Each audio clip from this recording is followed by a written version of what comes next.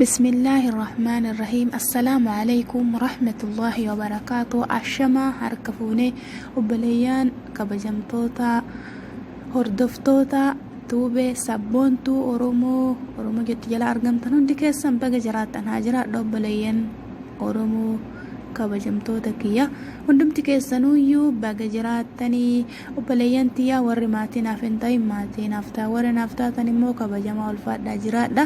Rabbiin isin haa jiraachifatu. Sheer saabskiraayib leek gochuun dagatina, sheer waliif gochuun dagatina. Inshaallah rabbii waan jabaatte amrii jabaatte kulle isiniif haa laaffisu. Rabbii yaadaa fi muraada isinii guutee nagaan biyya keessanitti isin haa galchuu guutuun gammachuun jaalalaan inshaallah yeroo kara biyyaa galuuf yaaddan mee maal bitattanii galuu yaaddanii hundumti keessan jechuu an akka mataa kiyyaatitti wanti bitadhee galuuf yaaduu waan baay'eedha. Rabbiin inshaallah achiin isin haa ga'u hunduma keessanuyyuu kanatti aansuni wanti bitattanii namni kamuyyuu wanti inni bitatee galuuf yaadu waan akka uffata algaa, waan akka uffata dheeraa dubartii akkas waan akkasii ka kennuufis ka uffatullee waan akkasiiti. Sanumaa wanti ijoollee obboleeyyan teennaa warra dubartoota wanti isin bitattanii galtan waan baay'ee waan babbareedaa waan gaarii waan itti fayyadamtanii rabbiin immoo obboleeyyan tiyyaa ka shamarranii ka mana jaarratuu fedhu rabbi isin haa ijaaru. Akkasuma obboleeyyan kennaa ka dargaggollee rabbiin inshaallah mana khayrii ka kabajaa ka diinii duniyaan guutame rabbiin isinitti haa ijaaru.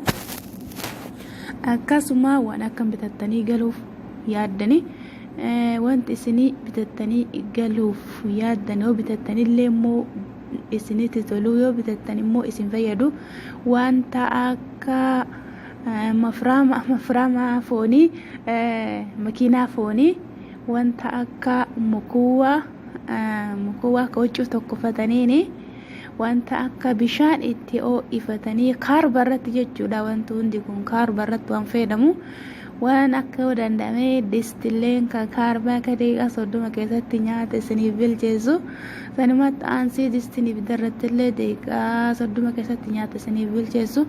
Akkasuma tahaanaa garagaraa tahaana jechuun kiyyaa waan kaarbatti qimamee adda addaa buna waan adda addaa itti daakkatan jechuudha.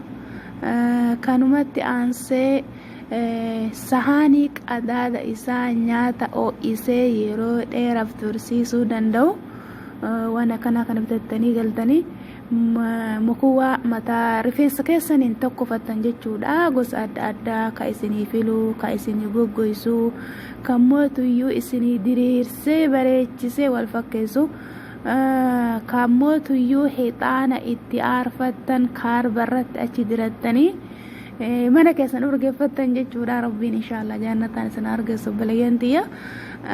Kanumatti aansuni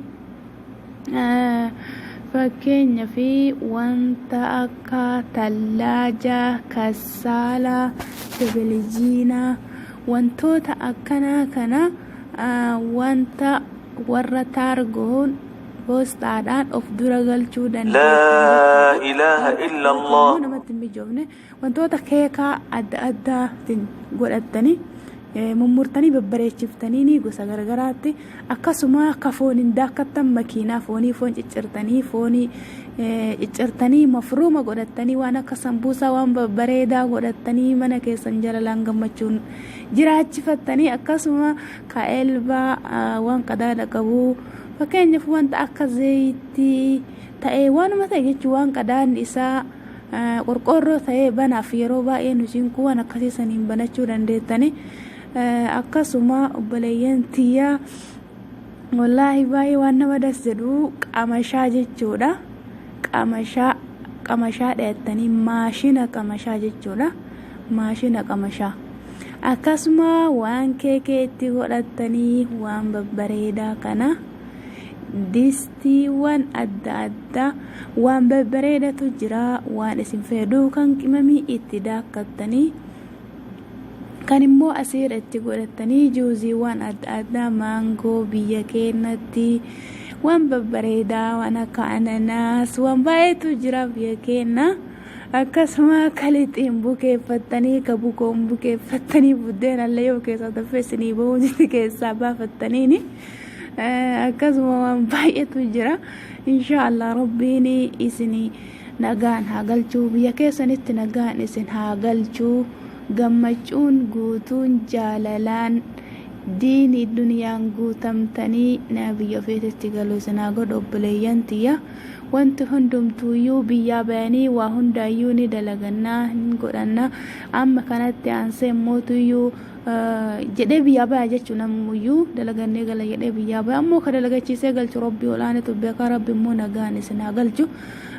Kana aansuun waan akka dahaabaa kayata birrii keessanitti obboleeyyan kiyya, qaqqaaliiwwan shamarran kiyya, wanta akka dahaabaa yoo rabbiin isiniif laaffise bitattanii kaayyattan bitadhaa isiniin jedhaa. Yeroo xiqqoo keessatti rabbiin dhibee kanallee inshaallah nurraa haa kaasu. Rabbiin immoo biyya keenyallee nagaa haa buusu. Mootummaa kanallee inshaallah rabbiin nuuf haa qajeelchu. Mootummaa khayrii gadi nuuf haa dhaabu. Gabrummaa biyya ambaa jalaa mootummaa nu baasu rabbiin inshaallah nuuf haa dhaabu.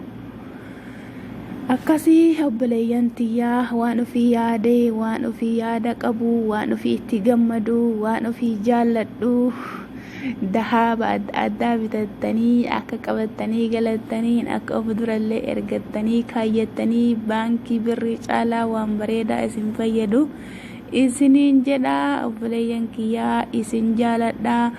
Maatiin haftayaa share, subscribe, like, sheerii walii gochuu hin dagatinaa isiniin jedha.